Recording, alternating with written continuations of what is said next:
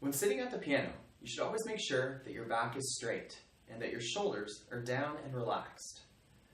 When you place your hands on the piano keys, your elbow should be at about the same height as the keys. Not up here, not down here, or else that's probably an indication that your bench is too short. It should be about right here.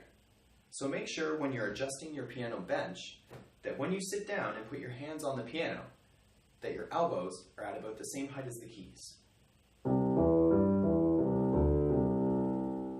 When placing your hands on the piano keys, think of a spider, up on its legs. Make sure that your wrists aren't too high, aren't too low, just here in the middle.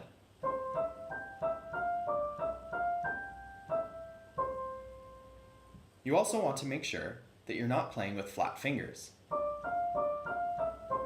Up like this, curved fingers, like you're holding a ball.